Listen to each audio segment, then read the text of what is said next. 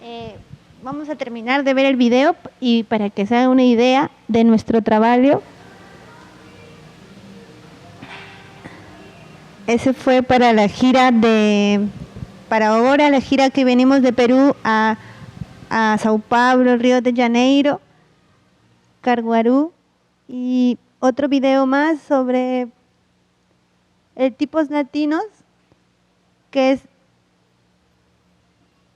fuimos seleccionados ahora para el 2016. Estamos muy contentos, somos los únicos seleccionados de Perú y estamos representando un poco nuestra identidad con las letras. Entonces, un poco lo que va a tratar ahora la palestra, ¿ya? Y quiero que miren porque de ahí pueden hacer preguntas y yo he traído postales para regalar cuando hagan preguntas, así que estén pensando.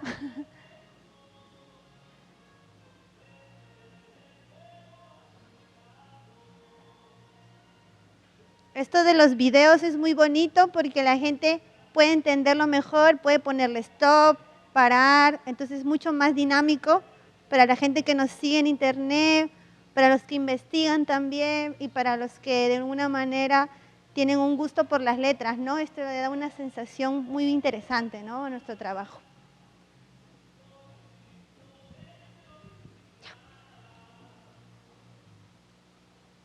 No. Y para comenzar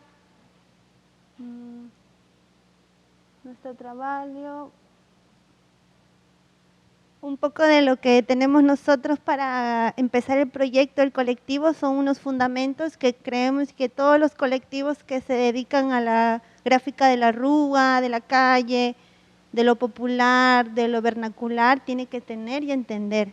En nuestro país hay un problema social que no hay una universidad pública de diseño. Entonces eso sucede que mucha gente vea en la calle un trabajo de arte y de diseño popular, porque al no poder estudiar, te hace a ti mismo empírico. Sí hay escuelas de diseño, pero se pagan. No hay una universidad pública ni de arte ni de diseño gráfico. Entonces estamos muy atrás a comparación de Brasil, que sí tiene todo esto muchos años, ¿no? Muchos trabajos de investigación, la primera universidad en Latinoamérica, Sao Paulo. Entonces es muy importante venir acá y contar nuestra historia. ¿Me están entendiendo o muy rápido? Entonces, para partir, nosotros entendemos muy bonito el tema de la apropiación, que no es copiar ni pegar, sino entenderlo y hacerlo uno suyo, ¿verdad? Este tema se utiliza mucho en el tema de la globalización, de cómo la gente y las bandas populares han ido adoptando nombres, estilos, como géneros como la chicha, por ejemplo, que es un género de música popular peruana que se ha creado para un nuevo público, un nuevo Perú, y es para la gente que le gustaba el rock y el huayno, un género vernacular. Entonces es un poco complicado de entender, pero en la música encontramos mucha apropiación, como la fusión, por ejemplo. La continuidad, porque nosotros sí queremos que los proyectos que vienen a ser nuevos en base a gráfica popular sean continuos, se pueda sobrevivir del arte, se pueda vivir del diseño, eso queremos. No queremos hacer algo que quede ahí y luego seguir con nuestro trabajo en agencia o nuestro trabajo de freelance, sino queremos seguir continuando nuestra visión de vida, de proyecto, de arte, de diseño. Otra cosa muy bonita son los emprendedores y lo he hecho con cariño. Lo he hecho con cariño porque mucho del potencial que se hace en Lima es hecho a mano. Al no haber academia, muchas cosas que se ven en la calle son a mano. Desde la comida artesanal, muchos mercados, el transporte, la pintura de la rúa, siempre es a mano. Nosotros creemos que es importante darle un valor y ese valor es lo hecho con amor, lo hecho con cariño. Y los emprendedores es por lo que les contaba, que como no hay una facultad, una universidad de diseño, pasa que mucha gente se vuelva a tener un negocio, algo para poder tener un ingreso de dinero y pueda vivir de su trabajo. Uno en Perú no puede vivir de diseñador, uno no puede vivir teniendo 5 años de haber estudiado diseño porque no gana buena plata. Entonces, no puede compararse con un médico, con un abogado, con un ingeniero.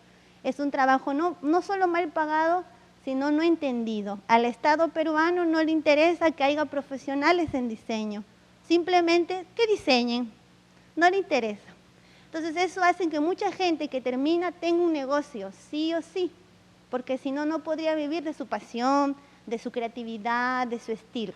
Entonces eso es lo que yo cuento un poco, porque es mi historia también, y la historia de Alinder, que no ha podido venir hoy, pero también se va a contar.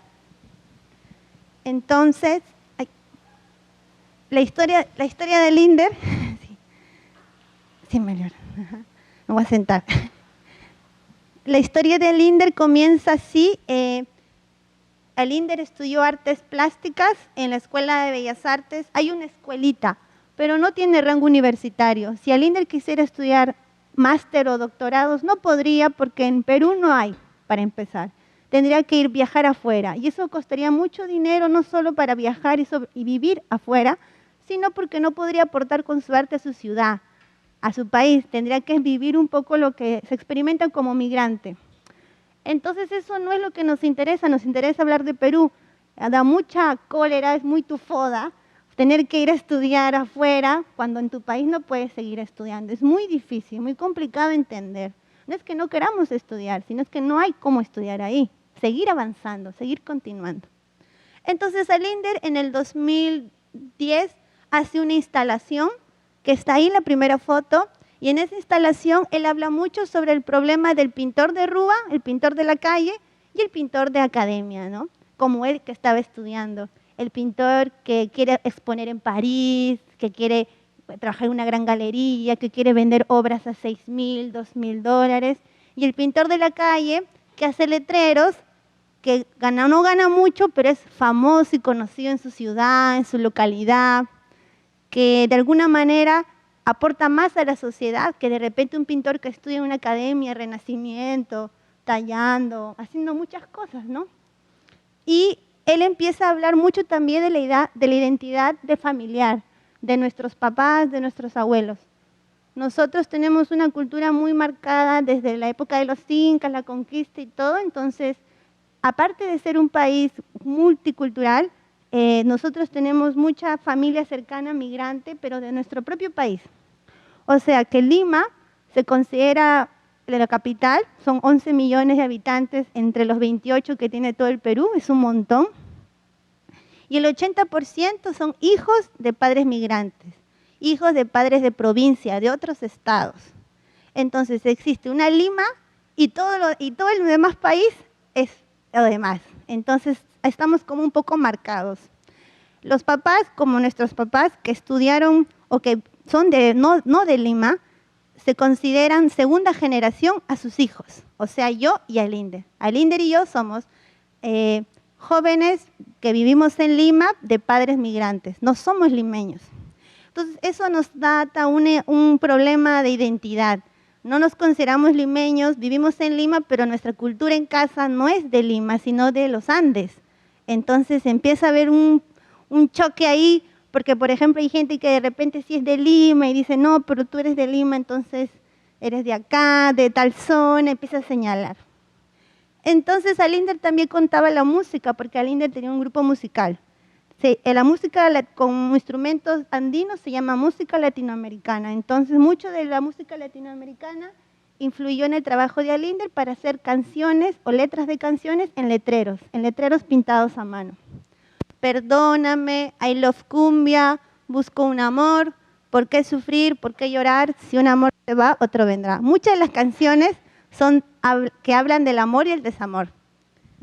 Entonces, hasta ese tema, todo bien con Alinder, yo todavía no lo conocía.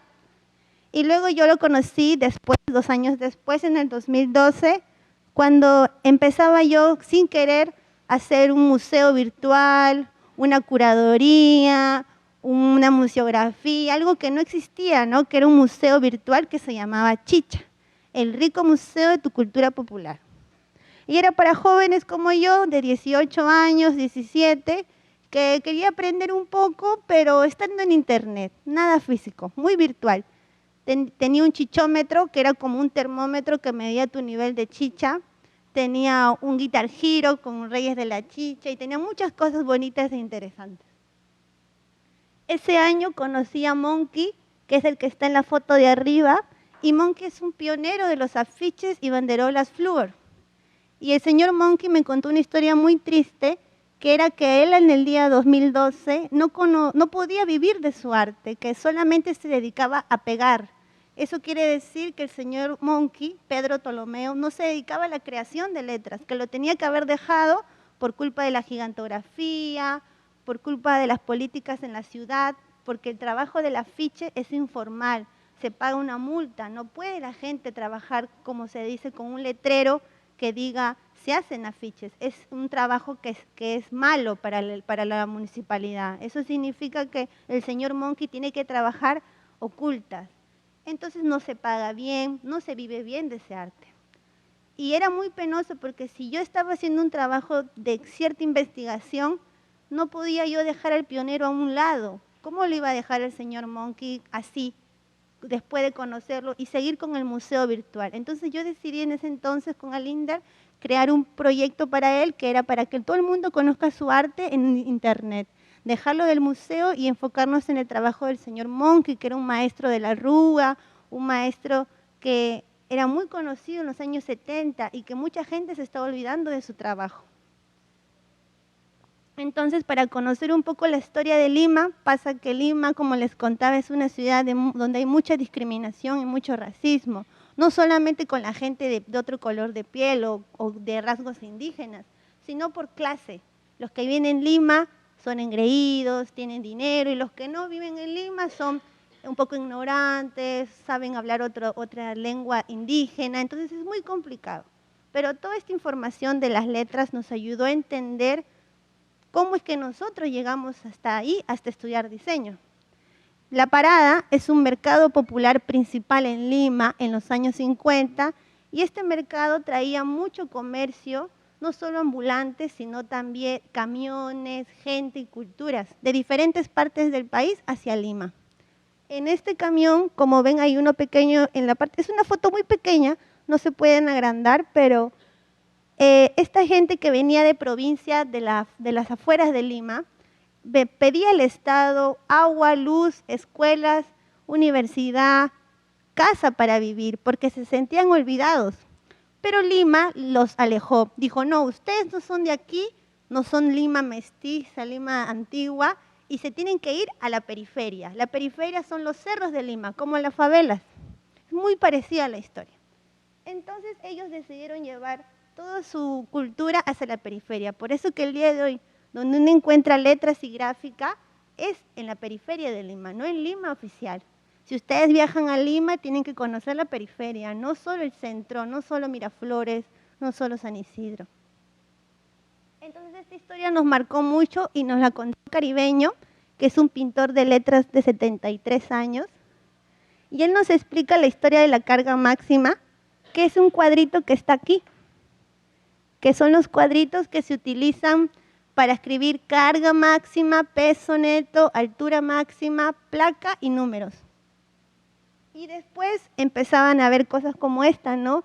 Calaveritas, cuidado, alto voltaje, y otras frases populares que hablaban del amor, del desamor, de que eran los más rápidos, de que imitados jamás igualados, y todas estas frases que son muy, ¿cómo le llamamos nosotros? Picaronas, nos decimos, son muy de sacar doble sentido a las cosas, como un poco las frases o las palabras que se utilizan en el axé o en el funky, que me estaban contando unos amigos diseñadores que dicen una cosa como el shiki shiki o como seguruyá, y a la hora son doble sentido y no es no es lo que quieren decir. Lo mismo pasaban con las frases de la calle, las frases de camiones.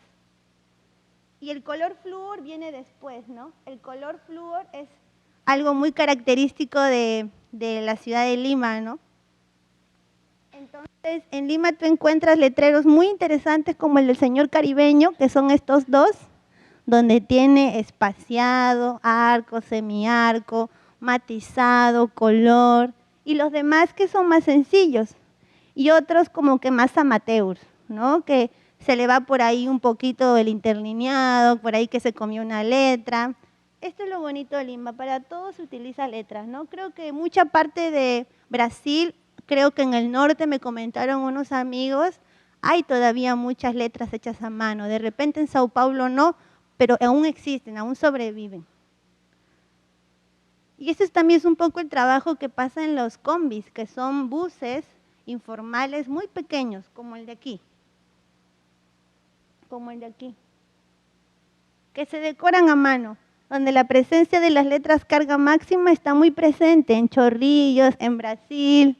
Hay una avenida que se llama Avenida Brasil. De repente en Puente Nueva, que por ahí hace una minúscula medio rara. Y bueno, otras más comunes, ¿no? Más script, manuscritas. Esta vendría a ser una carga máxima con cachitos laterales, ¿no? Es muy bonito este trabajo que veníamos haciendo de recopilar, de tomar fotos, porque mucha gente nos decía, qué bueno que estén haciendo eso, porque en mi ciudad, no sé, Santiago de Chile, ya no existen los buses amarillos, ya se acabaron.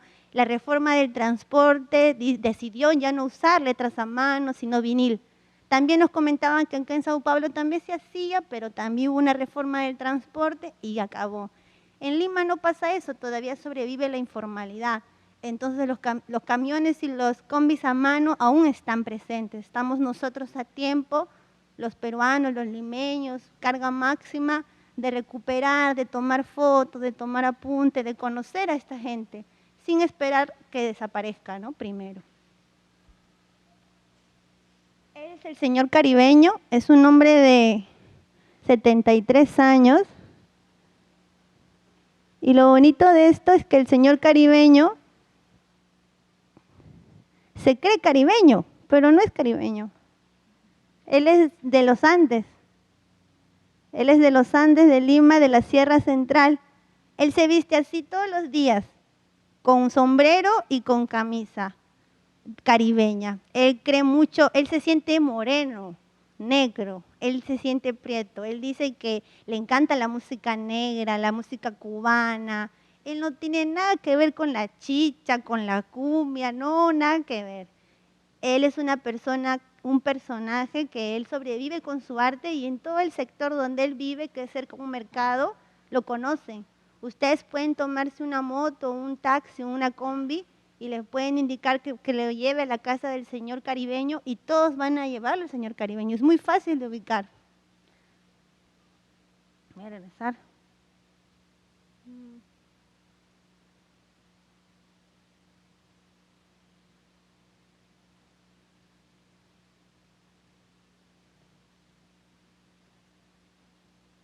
Este es un poco el trabajo que ya veníamos haciendo en ese tiempo, con carga máxima.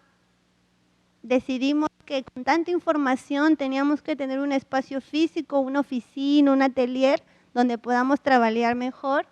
Pero también creíamos que había jóvenes como ustedes que están viniendo acá, que tenían mucho interés en aprender y que de repente no se iban a ir hasta conocer al señor Caribeño porque era muy lejos, pero de repente podrían ir a nuestro taller a aprender con nosotros.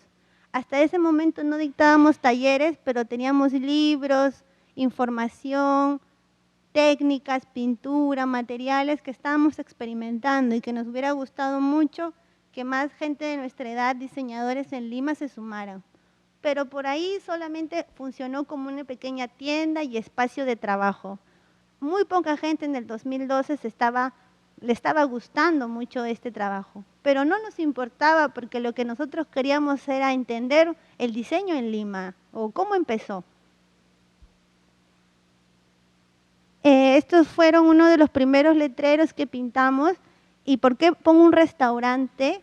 Porque mucho del boom gastronómico influyó en el diseño gráfico en Lima. Mucha gente que abría restaurantes en Lima, porque no sé si saben, pero mucha gente gusta de la comida peruana, restaurantes peruanos y que no sé qué.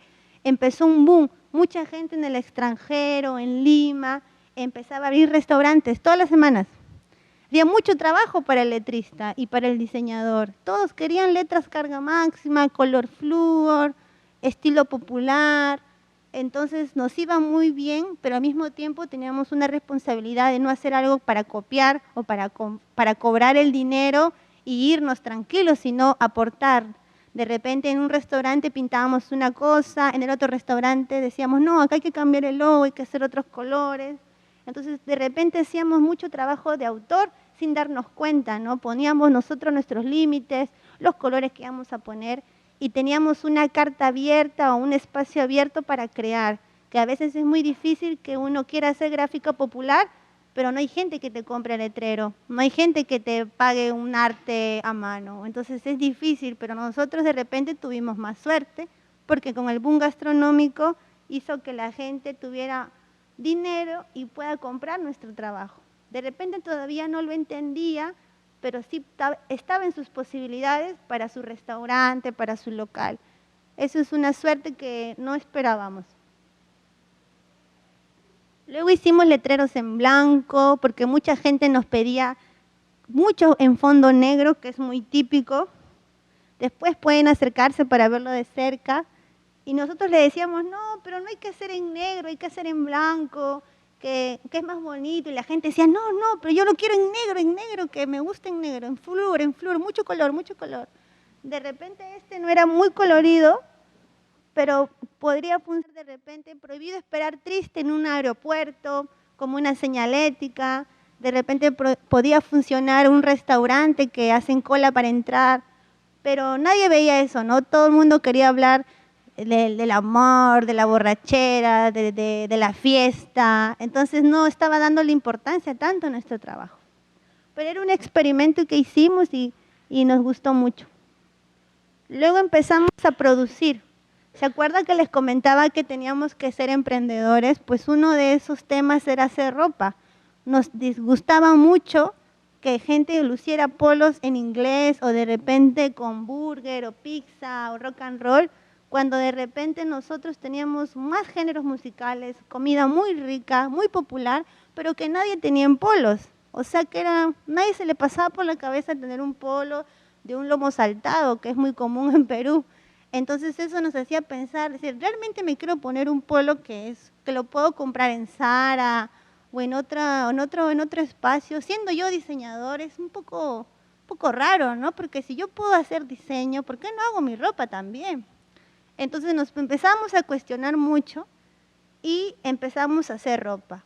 Porque mucha gente dice, no, pero eso no es arte de repente. Pero para nosotros es un objeto que se interviene, es un espacio que tenemos en la tela, desde producir, desde lo digital hasta la serigrafía artesanal. Y eso es un experimento, un trabajo a mano que todo diseñador tiene que hacer. Probar hacer ropa o probar hacer serigrafía o hacer grabado. No se puede quedar solo en lo digital. No saben la experiencia que se están perdiendo en no tratar de su trabajo llevarlo a lo hecho a mano.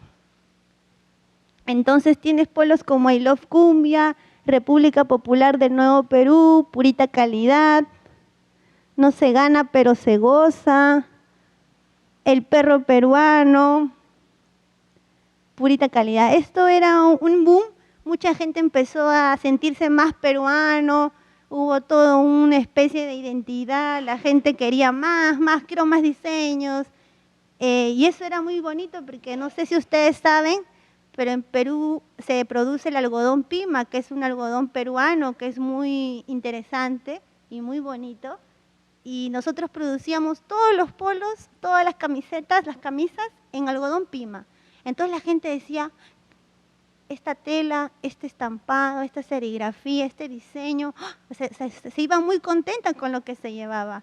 Nosotros podríamos hacer producido en China, pero ¿cómo no va a producir en China si está en Perú y puede hacerlo mejor, ¿no? Entonces, hay mucha responsabilidad y ética hasta para hacer ropa para los diseñadores, ¿no? No se puede hacer un bonito diseño e imprimirlo en papel bond, o sea, no es la idea. Y un poco nuestro ejercicio, nuestro experimento era ese, ¿no? Luego hicimos un abecedario con un poco de fallas al principio, y 3 elementos, el rayo, el destello y la flor. Y esto nos sirvió mucho para que la gente conociera las letras y empezara a trabajar, pero también decidimos dictar talleres. Nos parecía que dictar talleres es un producto que la gente lo puede entender y es conocimiento. Y no hay nada más bonito que dar conocimiento a otro diseñador. Hay mucha gente que dice que la carrera es muy competitiva, que a veces hay mucha mala onda, trabajar en agencia o en estudios de diseño, pero no hay nada más interesante que conocer tú y enseñar a otro. Eso te hace una persona, un diseñador diferente. Eso es lo que hacen los profesores como Priscila, como Fátima, como Fernanda. Dar a conocer es un mensaje que te hace sentir diferente a otros diseñadores. Entonces los talleres empezaron así, con muchas ganas de ser profesores, sin haber estudiado para ser profesores, con muchas ganas de contar nuestra ciudad, nuestro país, nuestra Lima, ¿no? Porque de repente ustedes, hasta que viajen a Lima, ¿cuándo será? No podemos esperar eso. Es mejor que nosotros vengamos a Sao Paulo y contemos nuestro trabajo. Somos de repente muy ansiosos, pero la idea del proyecto Carga Máxima era enseñar. Y creo que se está logrando. Empezamos a encontrar materiales interesantes, flúor, marcas que hacen pintura flúor en Lima. ¿Desde cuándo hacen estos colores? ¿De dónde vienen los pigmentos? ¿Vendrán de China? ¿Vendrán de Pakistán? No sabemos. ¿Son peruanos los colores flúor? No, nada que ver, no son peruanos, pero se produce mucho en Perú, es muy barato. Hay mucha gente que me pregunta en Sao Paulo, ¿y acá venden estas pinturas flúor? Yo dije, yo no he visto. Y muchos dijeron, sí, yo no encuentro. Entonces, de repente las limitaciones que hay y las facilidades que hay en Lima para producir arte a mano, a color, son más fáciles de repente. Entonces, nos ha hecho a nosotros, a estos limeños, Carga Máxima, Azucena, Linder, que nos gusta el color flúor porque lo vemos mucho en la calle y es muy fácil de conseguir.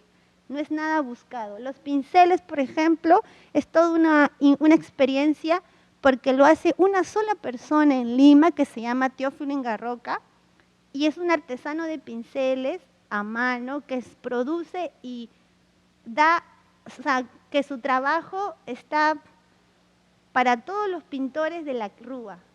Él no vende a otra persona más que los pintores de la Rúa. Entonces él tiene una información gigante de la ciudad de Lima, de dónde están los pintores y qué fechas se les venden los pinceles. Son pinceles muy económicos, muy sencillos, pero con mucha facilidad para hacer letras. Entonces la información que tiene este artesano es tan importante para el proyecto de Carga Máxima porque ahora los alumnos pueden tener los pinceles. Sin de repente ser pintores populares, pueden tener pinceles populares para enseñar, para que ustedes mismos de repente le enseñen a su compañero, para que hagan un mural, para que empiecen a practicar. Eso es lo bonito. Y no podríamos haber hecho todo este experimento si no hubiéramos salido a la calle a buscar al señor Teófilo que haga los pinceles. Porque si Tigre, Wilgar, no sé, Stadler y todas esas marcas deciden ya no hacer más pinceles, ¿dónde la gente compra pinceles? ¿No? La gente ya no va a pintar. Entonces hay que estar pensando en uno también hacer sus propias herramientas. Y bueno, viajamos mucho y una de las ciudades también que nos seguía mucho en internet era Sao Paulo. Algo que recomiendo mucho es que tengan una fanpage más que un Facebook personal, porque en las fanpage, en el community manager que se hace, te dice qué países siguen más. A nosotros nos decía que el tercer país que nos seguía era Brasil. Entonces decíamos, tenemos que ir a Brasil, tenemos que ir a Brasil. Y fue así, se llenó el taller, lo hicimos en Casa Sin Logo, en Rua Oscar Freire. Ahora estamos haciendo un taller, Alinder está ahí, por eso yo he venido también. Y no queríamos perder la oportunidad de que también vean cómo la alegría o el estilo chillante de Carga Máxima ya es una realidad, ¿no? Queríamos viajar a Sao Paulo, ahora estamos en Sao Paulo y nos alegra mucho que este es el segundo año que volvemos, que conocemos a Priscila y que nos invita y que podamos seguir cautivando y dando a conocer las letras a puro pulso, que es el concepto que recorremos el mundo con eso. Hemos hecho en Chile, en Lima, en Guatemala, en Costa Rica, en Colombia, en Bolivia, en Argentina. Y este próximo año, bueno, también fuimos a Barcelona, España, Europa, pero es muy similar a Latinoamérica porque en los talleres se iban mucha gente de Latinoamérica, muy pocos españoles. Y eso es la idea de nuestro proyecto, ¿no? Yo considero que de repente si ustedes no están practicando a mano, pero con este taller van a ir a casa y van a hacer algunos ejercicios, mi palestra ha funcionado. Ha podido de repente motivarlos a que pinten o a que empiecen a empezar a volver a lo hecho a mano. También lo que se quiere conservar con el proyecto y más adelante un manual es el oficio de la gente que se dedica a las cosas a mano, ya sea bordar, ya sea pintar, hacer letras, sino al concepto de lo hecho a mano, porque ahorita los diseñadores para competir con de repente con uno que hace branding o de repente con uno que hace audiovisuales, está un camino muy largo, pero competir con lo hecho a mano es una forma genial porque como se dice, la mano de cada persona es totalmente diferente a otra y ahí sí no se puede copiar, solamente la habilidad de cada uno destaca. Empezamos a analizar los tigres, las fieras salvajes que se utilizan mucho en Lima, que según nos han contado y estamos ahí pensando, significan ahuyentar a la muerte, a que la gente o los choferes no tengan temor de que alguien de atrás los choque. Entonces ellos hacen tigres, fieras, caballos saltando, porque eso hace que no los maten en la rúa, no les pase nada. Es como un símbolo de las ganas de que les gusta su trabajo, pero al mismo tiempo saben los peligros que eso existe, ¿no? Y un poco de nuestro trabajo con las letras, ¿no? No todo queda en el soporte en papel, se pueden pintar diferentes estilos, diferentes materiales, murales, intervenciones. Entonces un poco del trabajo de carga máxima era mezclar, ¿no? Tenemos letras carga máxima en castigo y tenemos verme feliz en cachito. Cachito le decía el señor Junior del proyecto de letras que fluctúan, rabo de peixe, porque él lo relacionaba con la Amazonía. En Perú le dicen cachito, como las de Boy, le dicen cachito, letras partidas.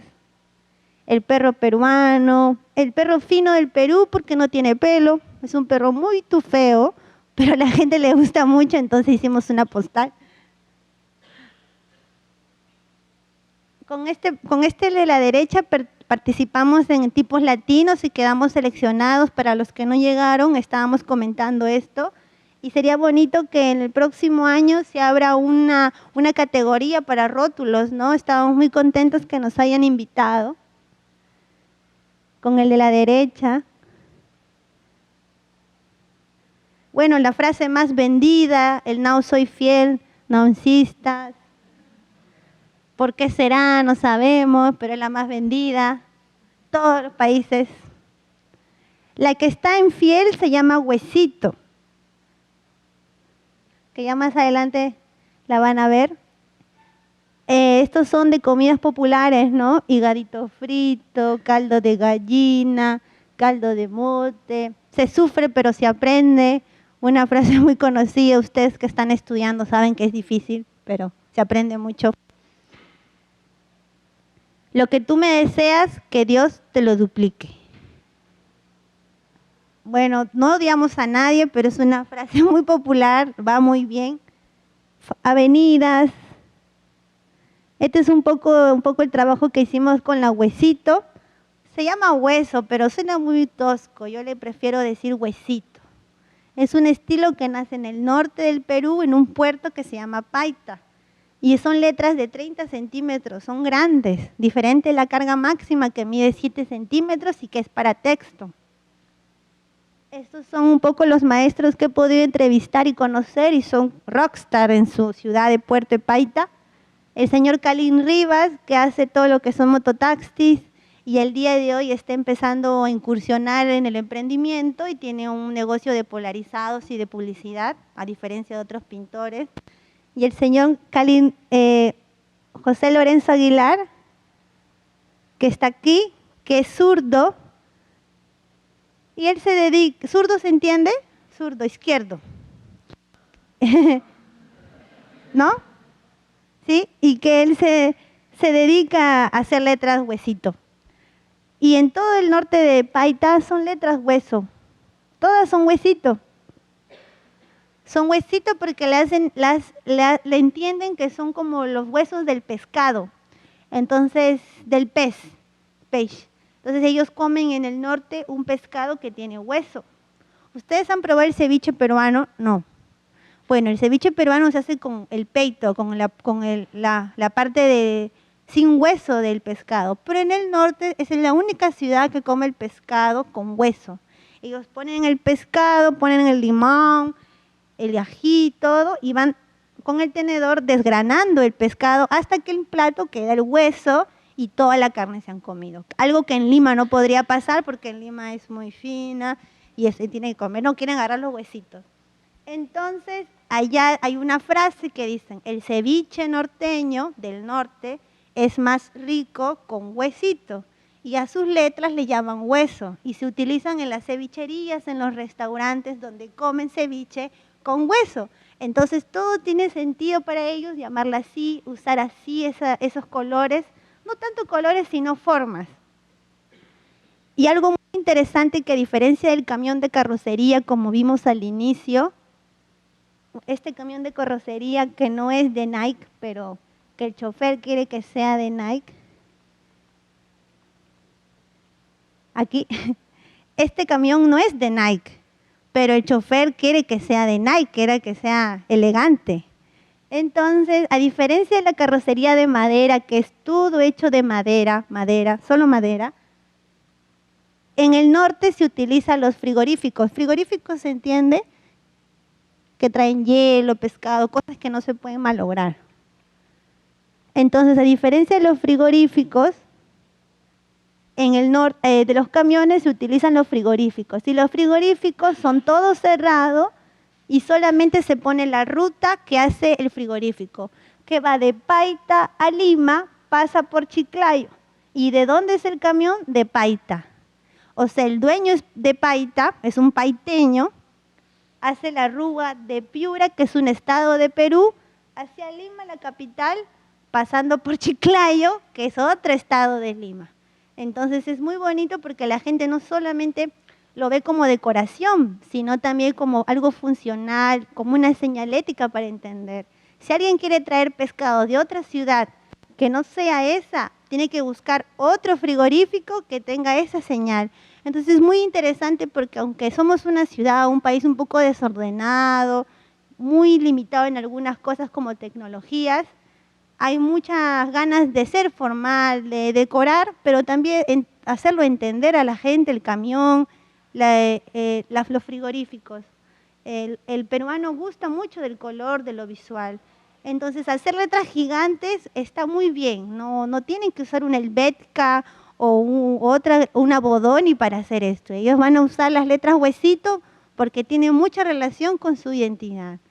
Y bueno, ese es el último trabajo que estamos haciendo, que nos falta mucho, pero que estamos ahí y queremos que también sea un hit y que más gente aprenda a hacer letras huesito. Eso es todo, chicos. Si tienen preguntas, me avisan. Gracias.